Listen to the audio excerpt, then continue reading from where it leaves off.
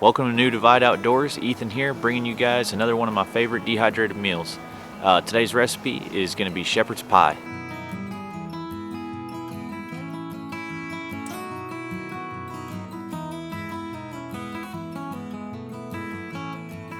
This is another super simple recipe, only calls for a few ingredients, and for the most part, most of them you can buy at the store already made, pre-packaged, and all you got to do is put them all in one bag and you're good to go. There's not a whole lot of food prep as far as cooking and dehydrating on your own. All the ingredients we'll need is one dehydrated meat of some sort, basically a ground meat that's dehydrated. That can be turkey, beef, venison, chicken, you name it, whatever you would like to use.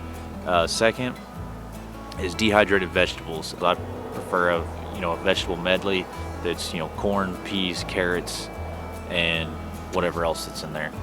Last two things you'll need are instant mashed potatoes and some sort of gravy. That can be brown gravy, turkey gravy, cream gravy.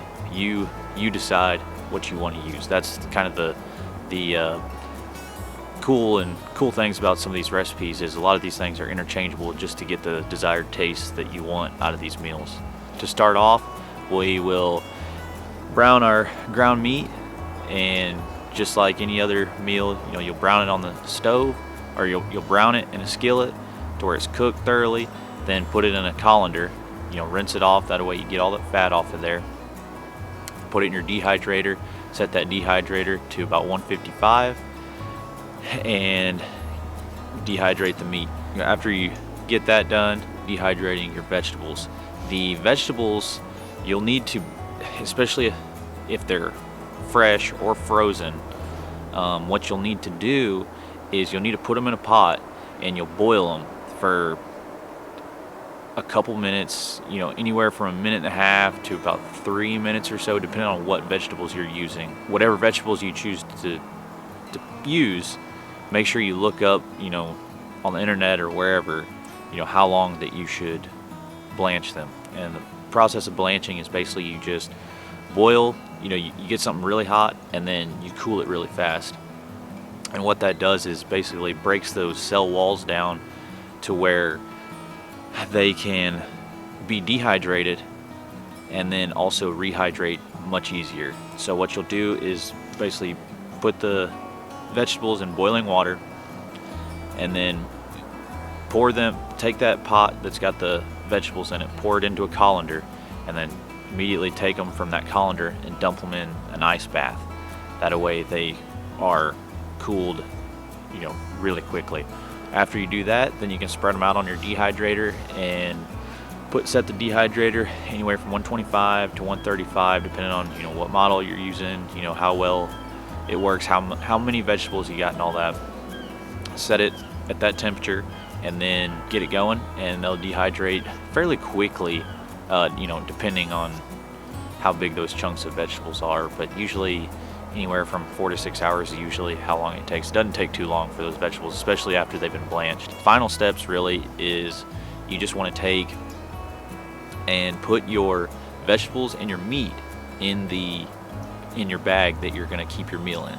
Then take your instant mashed potatoes, and you can either leave them in the bag that they came in at the grocery store, or you can pour them into a Ziploc baggie or something like that so that they stay separated in your meal bag.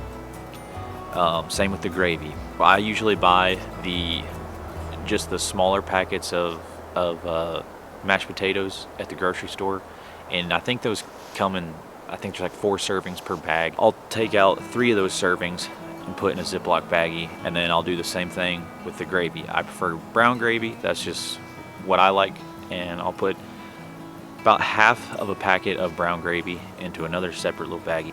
It makes it much, and the reason I do this is because it makes it much easier to get your meat and your vegetables rehydrated, and then you can add more water so that your instant potatoes and your gravy get hydrated as well, but just separately, so that the meat and vegetables rehydrate, fully, and you're not having, gravel and crunchy vegetables. Nobody nobody likes that. So that's my method of doing that. When rehydrating, super simple, really. Just fill up the bag to where with enough water so that it covers your vegetables and your meat. It's not specific. It doesn't require a set 1 cup or 2 cups. Basically, I just go by covering up the meat and vegetables. You can do it with a cold soak, or pour hot boiling water onto it. It's just faster with hot boiling water, and everybody prefers a hot meal. So that's the way I do it. You can do it however you choose to do, the circumstances you're in. But this is a super simple meal, a lot of calories, pretty nutritious, provides pretty good fuel, and definitely tastes really good after a long day of expending a lot of energy.